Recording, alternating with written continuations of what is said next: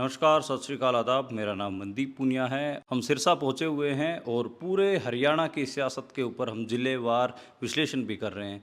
जिलेवार हम देख रहे हैं कि उस ज़िले की विधानसभा सीटें कौन जीत रहा है या फिर कौन बढ़त बनाए हुए है। इलेक्शन का सिर्फ एक सप्ताह बचा हुआ है और हम लोगों से तो बात कर ही रहे हैं, लेकिन एक ऑब्जेक्टिव विश्लेषण के लिए हम उस ज़िले के वरिष्ठ पत्रकार से भी बात करते हैं, ताकि आपको जो पत्रकार की नज़र से जो चीज़ें घट रही हैं वो आपको समझ आ सके। थोड़ा मैच्योर विश्लेषण होता है।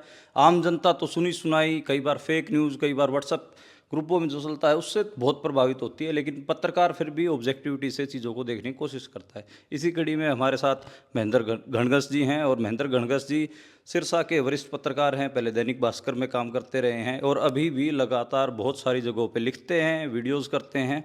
महेंद्र जी, सिरसा की पॉलिटिक्स को तो आप लगातार समझते हो। वैसे तो सिरसा मैं आपको सीमित कर रहा हूँ, दायरा तो थोड़ा ज़्यादा बड़ा है। पूरा बागड़ी बेल्ट ही है, उसमें पंजाब का बागड़ी बेल्ट भी है और राजस्थान का भी और हरियाणा का भी, और वो हिसार से शुरू होकर मैं बीकानेर तक कह दूँ तो उसमें कोई ज़्यादा वो नहीं होगी। लेकिन बात मौके पे सिरसा की हो रही है। 5 विधानसभा सीटें हैं। पहली कालांवाली, जैसे ही हम हिसार से फतेहाबाद और फतेहाबाद क्रॉस करते हैं तो कालांवाली जो विधानसभा सीट है उसके गांव ज़्यादा आते हैं। क्या लग रहा है आपकी बार कालांवाली में? जैसे एक तो ये कहा जाता है कि ट्रेडिशनली लोकदल का गढ़ रहा है, आप फतेहाबाद कूदो, उसके बाद जो हरियाणा की बाकी सियासत है वो पीछे रह जाती है। अभी कांग्रेस और बीजेपी की बाइनरी हरियाणा में है, लेकिन ये बॉर्डर कूदते ही, इस जिले में घुसते ही बाइनरी बदल जाती है और इनेलो वर्सेज कांग्रेस का चुनाव मेरे को तो होता दिख रहा है। कालांवाली सीट में आपको क्या लग रहा है? देखो जी, कालांवाली जो सीट है, मौजूदा नाम इसका कालांवाली है। इसका नाम पहले रोडी हलका था। तो रोडी हलका में 1977 में पूरे देश में नहीं बल्कि विदेशों में भी चमका था, क्योंकि चौधरी देवीलाल जी यहाँ से बाई इलेक्शन जीते थे और उस टाइम बंसी लाल जी और इंदिरा गांधी ने पूरी ताकत लगाई थी भी देवीलाल को हरा दें तो ये इनका गढ़ टूट जाएगा। और वहीं से मैं ये समझूँ कि चौधरी देवीलाल की जो राजनीति की जो गति थी वो बहुत ज़्यादा तेज़ी से आगे बढ़ना शुरू हुई। कालांवाली का पुराना इतिहास तो ये है, क्योंकि चौधरी देवीलाल का, उसके बाद चौधरी ओम प्रकाश चौटाला का, वहाँ से अभय सिंह भी विधायक बने, इसलिए वो इनका गढ़ माना जाता रहा है। इस बार क्या हुआ है कि वहाँ पे कांग्रेस के जो कैंडिडेट हैं, 2019 में शिषपाल केरवाला जी ने इस सीट से इलेक्शन जीता था, लेकिन इस बार भी उनकी पोजीशन अच्छी बनी हुई है। उसका कारण एक तो ये है कि कांग्रेस की लहर है। इस बार हरियाणा में जैसे लोगों को लग रहा है कि लहर है, वो क्यों है? क्योंकि बीजेपी के प्रति लोगों की नाराज़गी है। नाराज़गी के मुद्दे किसानी भी हो सकते हैं, नाराज़गी के मुद्दे पोर्टल भी हो सकते हैं, नाराज़गी के मुद्दे जो विकास कार्य ना होना भी हो सकते हैं। नाराज़गी के मुद्दों में अगर हम बात करें तो एक मुद्दा नशा भी है इस एरिए में। इसके अलावा जो 5 साल नहीं बल्कि 10 साल तक जो अफसरशाही हावी रही, जिसके कारण लोगों को कामकाज में बड़ी समस्या पैदा हुई, वो भी एक नाराजगी का कारण है। कुल मिला के इस सीट के ऊपर बीजेपी इन कई मुद्दों को लेके काफ़ी पिछड़ती नज़र आ रही है। दूसरे नंबर पे कौन आप? दूसरे टक्कर में मान सकते हैं हम, बढ़त बनाए हुए हैं फिलहाल आज की डेट तक शिषपाल केरवाला जी। टक्कर में मानेंगे हम इनेलो को। अच्छा। क्योंकि वो उनका पुराना गढ़ है, लेकिन उसका एक कमी है कि वो कैंडिडेट फ्रेशर है, इस बार नया है। शायद टीचर थे, वो रिटायर होके अभी पार्टी में आके और इलेक्शन लड़ रहे हैं। अगर इनके कैंडिडेट में थोड़ी चेंजिंग होती या कोई पुराना कैंडिडेट होता तो शायद इलेक्शन का देसी जोधा अगर इनेलो की टिकट पे लड़ते, जो कि बीजेपी की टिकट पे लड़ रहे हैं, तो शायद देसी जोधा इस हल्के में लंबे समय से काम कर रहे हैं, लोगों से जुड़े हैं, उनके पर्सनल लिंक अच्छे हैं, पर वो बीजेपी की टिकट से लड़ रहे हैं, इसलिए शायद उनको नुकसान होता हुआ दिख रहा है। और वो इनेलो की टिकट पे होते। इनेलो की टिकट पे होते तो सिनेरियो और होता कुछ, फिर बिल्कुल टफ फाइट हो जाती है इस सीट पे। जी।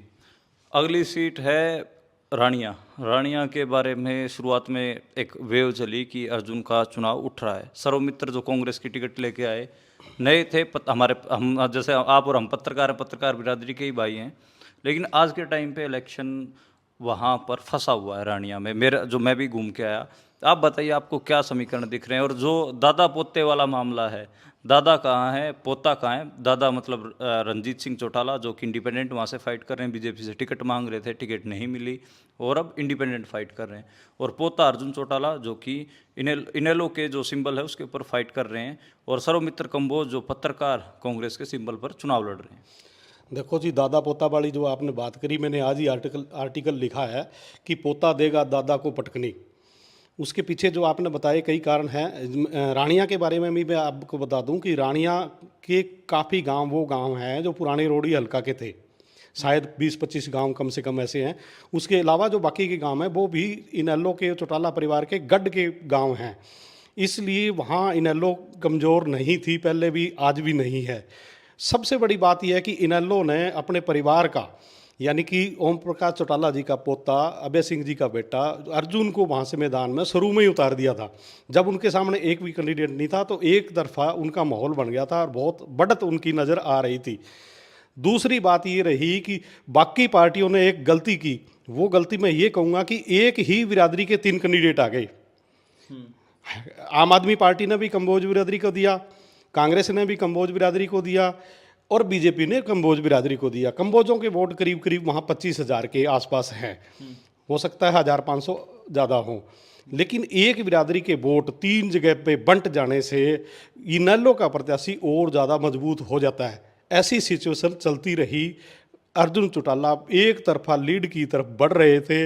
इन बिटवीन पिछले अगर 5-7 दिन से बात करें, एक सप्ताह से, चौधरी रणजीत सिंह जो मंत्री भी रहे हैं हरियाणा सरकार में, और पिछली बार वो आज़ाद जीते थे और आज़ाद भी वो इनेलो की मेहरबानी से जीते थे, वो आज़ाद इस बार खड़े हो गए हैं और वो लगातार चुनाव को उठा रहे हैं। और उनका चुनाव उठने से जो अर्जुन का चुनाव है वो थोड़ा उसके ऊपर असर पड़ रहा है।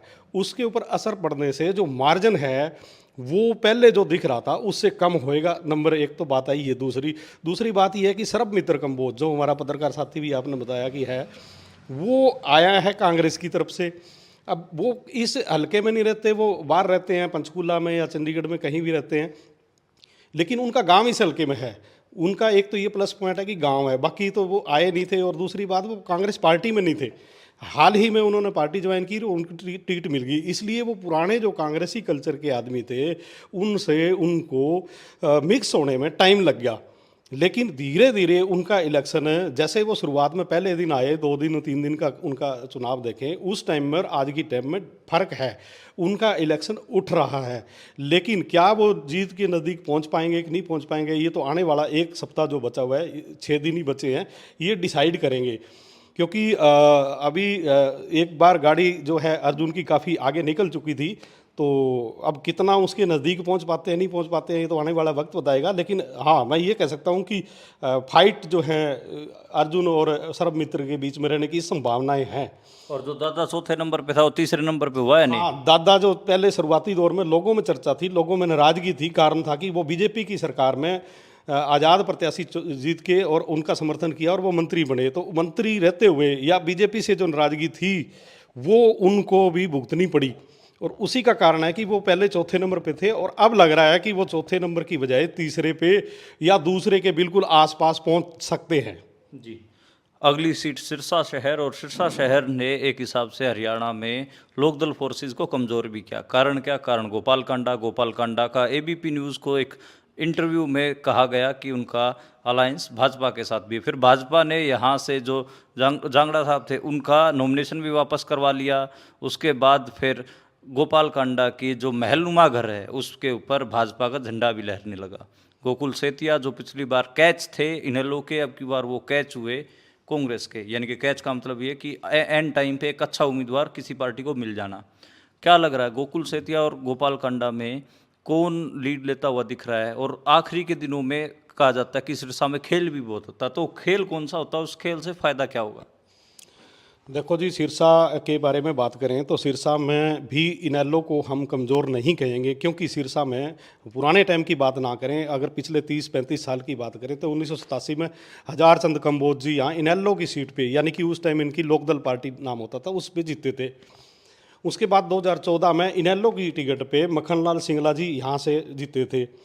लेकिन गोकुल सेतिया की जो आप बात कर रहे हैं, गोकुल सेतिया जी पिछली बार चुनाव आज़ाद लड़े थे, उनको इनेलो का समर्थन था, 44,000 समथिंग उनको वोट मिले थे। वो गोपाल कांडा से 602 वोटों से हारे थे, यानी कि बिल्कुल फाइट जो है नेक टू नेक पहुंच गई थी। और उनको तो लग रहा था कि जीत रहे हैं चुनाव, वो बाई चांस कुछ थोड़े से मार्जिन से हार गए थे। वो इसलिए भी मजबूत हैं कि उनके जो नाना जी थे स्वर्गीय लक्ष्मण दास अरोड़ा, वो सिरसा से 5 बार विधायक जीते हुए हैं, शायद 3 बार वो मंत्री भी रहे हैं कांग्रेस के अंदर। तो उस टाइम से अरोड़ा बिरादरी के अंदर अगर बात करें तो इनकी पकड़ परिवार की उस टाइम से बनी हुई है और वो एज इट इज़ बरकरार इन्होंने रखी हुई है। तो कांग्रेस की लहर का और कांग्रेस में आने का गोकुल को अलग से फ़ायदा और मिल गया, इस वजह से गोकुल का इलेक्शन काफ़ी उठा। और आज से 10 दिन पहले तक की बात करें तो गोकुल काफ़ी मार्जिन से आगे दिख रहे थे। उसमें डिफरेंस अब ये आ गया कि गोपाल कांडा जो होलोपा की टिकट पे चुनाव लड़ रहे हैं, उनकी खुद की पार्टी है, वो रहे नहीं यहाँ पे 5 साल तक चुनाव जीतने के बाद। जो 2019 में गोपाल जी यहाँ से चुनाव जीते थे, लेकिन उसका ना रहने की जो भरपाई है उनके छोटे भाई गोविंद ने यहाँ की, क्योंकि वो दफ्तर में बैठते रहे हैं, लोगों से मिलते रहे हैं, काम जो भी हुआ नहीं हुआ वो अलग बात है। उनको अब इनेलो का समर्थन मिल जाना तो उनको एक मतलब संजीवनी मिलने के बराबर हो गया है। और इनेलो के साथ बसपा भी आ गई है, और उससे भी उनका ये लक कह लो या कुछ भी कह लो कि भाजपा ने अपना कैंडिडेट ही सरेंडर कर लिया, इस सीट से उठा लिया है। और वो भाजपा जो पूरा वोट बैंक है वो कांग्रेस में तो जाएगा नहीं, इसमें गोपाल कांडा के साथ आएगा। तो इन तमाम समीकरण को देखते हुए अब जो चुनाव है वो ज़्यादा डिफरेंस में ना रह के नज़दीक आया हुआ है, लेकिन फिलहाल ही पोजीशन गोकुल सेतिया की अच्छी लग रही है। आपने एक बात पूछी कि अंतिम 2 दिन में कुछ चेंजिंग हो जाती है, खेल खेल पैसे बढ़ते हैं। यस। सही सही बात बोल रहे अब तो इतना तो बोल सकते हैं पत्रकार बिरादरी के लोग कि 2 दिन में सिरसा शहर में फुल पैसा बढ़ता है। देखो जी, मैं खुल के बोलने में भी कोई अर्ज नहीं, क्योंकि मैंने पिछले 5 चुनाव सिरसा में अपनी आंखों से देखे हैं। और हलकों में भी होता होगा खेल, जो आपने बताया वो वाला सिरसा में होता है, इसमें कोई दो राय नहीं। और वो खेल अंतिम 2 दिन में कौन सा ज़्यादा खेल जाता है वो ही बाजी मारेगा। वही बाजी मारे। हाँ जी, हाँ जी।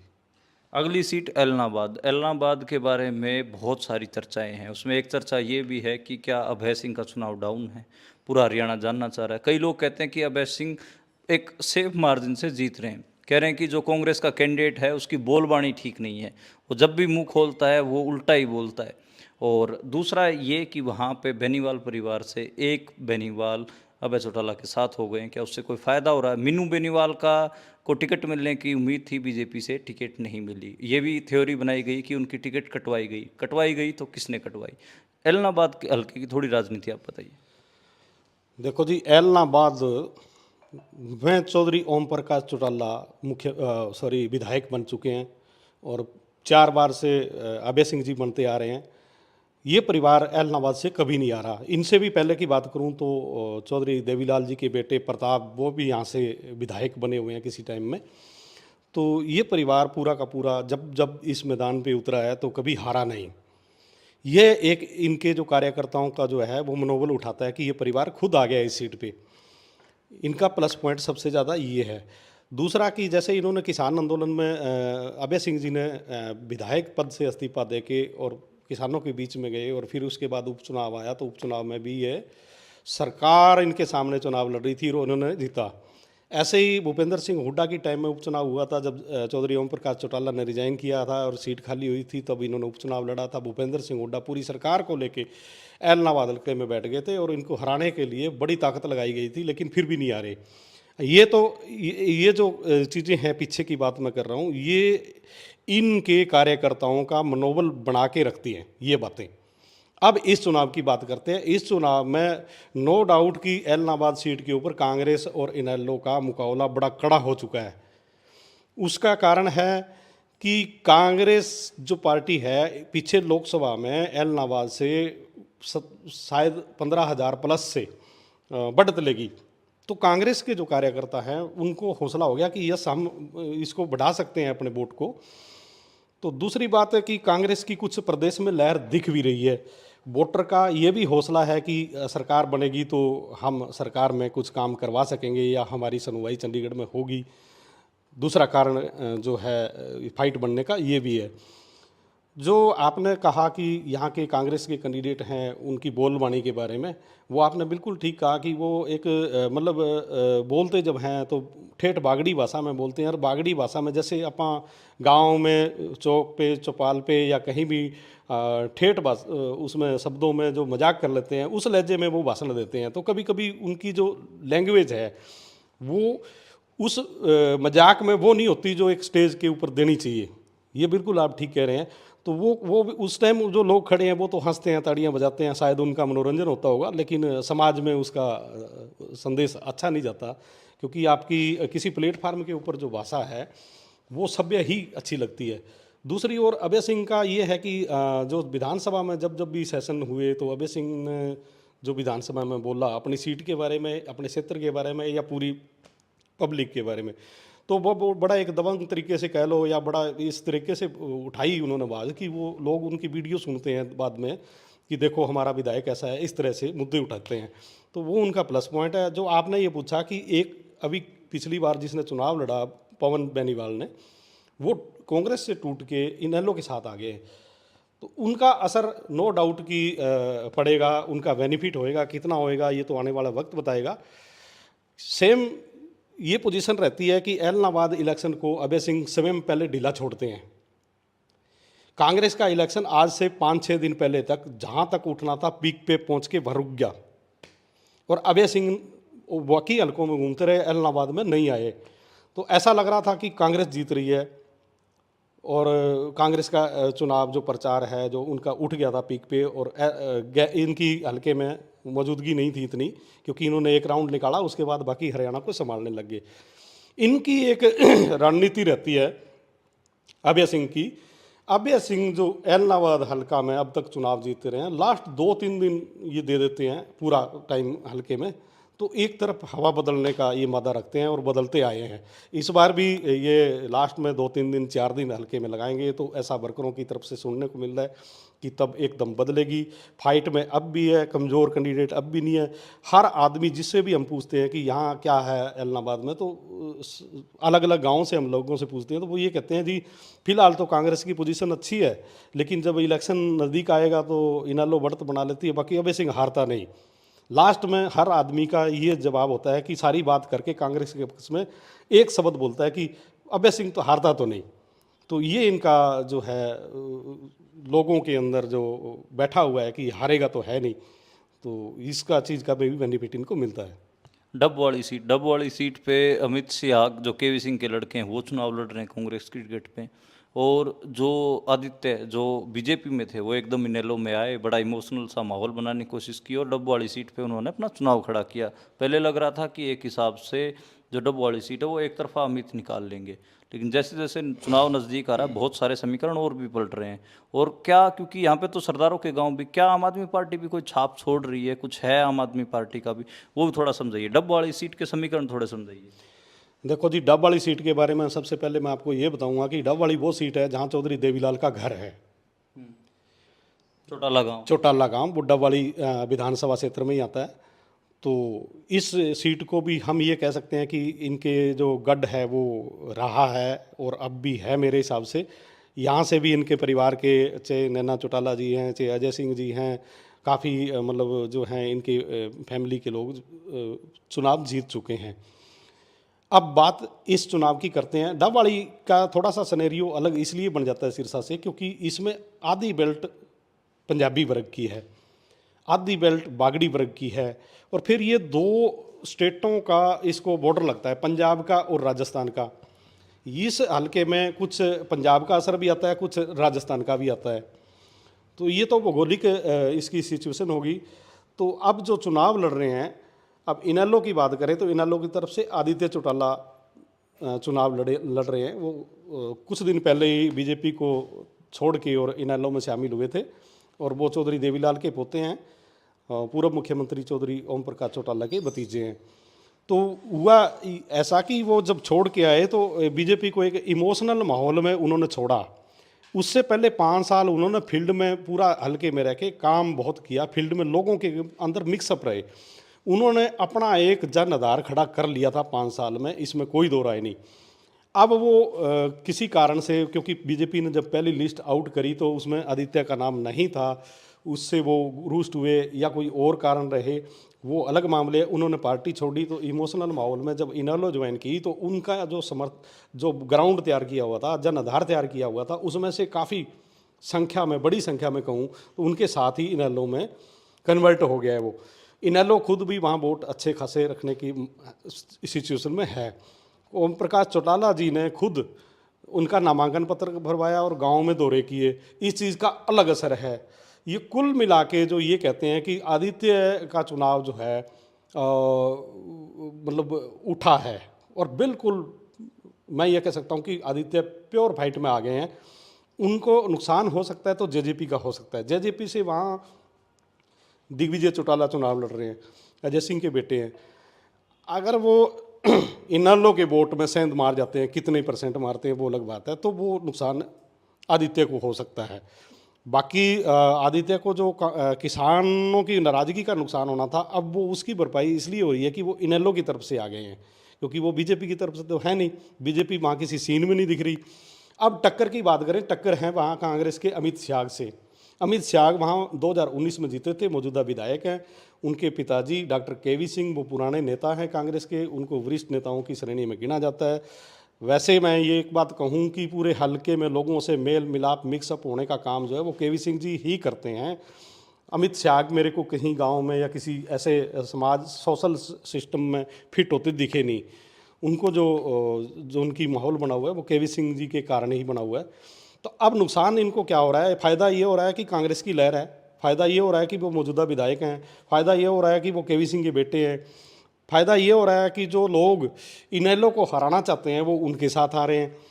अब बात नुकसान की करें तो इनको बहुत बड़ा नुकसान एक आम आदमी पार्टी की तरफ से हो रहा है। वहाँ से कुलदीप गुजराना जी आम आदमी का इलेक्शन लड़ रहे हैं, पंजाब बेल्ट से टच है, सिखों के वोट अच्छे खासे हैं, कुलदीप गुजराना खुद सिख कम्युनिटी से हैं, तो वो जितने वोट लेके जाएंगे उसकी सेंधमारी 90% मैं ये कहूँगा तो गलत नहीं होगा, कांग्रेस में ही होगी। अगर वो जितने वोट ज़्यादा ले जाते हैं उसका सीधा नुकसान अमित को होगा। और अगर ये चुनाव लास्ट दिनों में जाके बिल्कुल इनेलो एक तरफी बढ़त बना ले तो मेरे को लगता नहीं कि कोई गलत बात होगी। फिलहाल कांटे की टक्कर नज़र आ रही है जी। अमित के बारे में मतलब लोग कह रहे हैं कि एमएलए एंटी इनकम्बेंसी कुछ दिख रही है सिटिंग एमएलए की जो होती है? हाँ जी, बिल्कुल है। अमित जो हैं शायद यहाँ नहीं पढ़े हैं, बाहर ही पढ़े हैं, और उनका जो रहन सहन और उनका जो बोलने का तरीका सब जो है वो एक गांव के सिंपल साधारण इंसान का होता है, उसमें मैच नहीं कर रहा। और वो खुद भी शायद प्रयास नहीं कर रहे भी उनके अंदर मिक्सअप हो जाऊं। उनके फादर में उनके उल्टा है। उनके फादर हर तरह के वर्ग में, चाहे वो मजदूर वर्ग है, चाहे किसान वर्ग है, चाहे गांव का किसी भी कम्युनिटी का वर्ग है, उसमें उसी तरह से एडजस्ट हो जाते हैं। तो कहीं ना कहीं जो अमित की ये जो आप कह रहे हो नेगेटिविटी है उसकी भरपाई करने में जो है डॉक्टर केवी सिंह भूमिका निभा रहे हैं। वो कितनी कर पाते हैं ये तो आने वाला वक्त बताएगा। जी। तो ये सिरसा की 5 विधानसभा सीटें हैं। जिस हिसाब से हरियाणा में बाकी सीटों पे आप घूमोगे तो आपको लगेगा कि बीजेपी और कांग्रेस में फाइट है, और कई सीटों पे तो आप बड़े आराम से आकलन भी करके बता दोगे कि यहाँ बीजेपी जीत रही है या कांग्रेस जीत रही है। लेकिन सिरसा जैसे ही आप फतेहाबाद का बॉर्डर फतेहाबाद का बॉर्डर लांग के सिरसा में घुसते हो, आपको एकदम से परिदृश्य बदलता हुआ दिखता है। और यहाँ पर जो मामला है वो इतना फंसा हुआ होता है कि आखिरी दिन तक भी कोई नहीं बता सकता कि कौन सी सीट कौन जीत रहा है। लेकिन एक सीट है कालांवाली, उसमें थोड़ा सा कांग्रेस अब दिख रही है, क्लियर होती दिख रही है। लेकिन रानिया हो या एलनाबाद हो या डब वाली सीट हो, ये 3 सीट एकदम से इनेलो वर्सेस कांग्रेस में दिख रही हैं। और इन तीनों सीटों में कहीं ना कहीं इनेलो और कांग्रेस के बीच में फाइट होने वाली है। बीजेपी बहुत ज़्यादा पिछड़ चुकी है। वैसे बीजेपी का कभी सिरसा में कोई आधार रहा भी नहीं। 1996 के बाद कोई विधायक जीत नहीं पाया। प्रोफेसर गणेशी लाल एक बार जीते थे, उसके बाद यहाँ पर कमल खिला नहीं है। सिरसा के लोग कहते हैं कि कमल वहाँ खिलता है जहाँ कीचड़ होता है। खैर, ये इनकी मस्करियों का पार्ट है। और बागड़ियों की मिट्टी बोली में बहुत सारे राजनीतिक नुक्ते मिलते हैं। और अब की बार भी जो सिरसा के बागड़ी हैं इलाके के जो लोग हैं वो बहुत प्यार से और बहुत मीठी बोली में इस चुनाव को एक हिसाब से अलग ही दिशा दे रहे हैं। बाकी हरियाणा में बीजेपी कांग्रेस हो रहा है और यहाँ पे कांग्रेस वर्सेस इनेलो चुनाव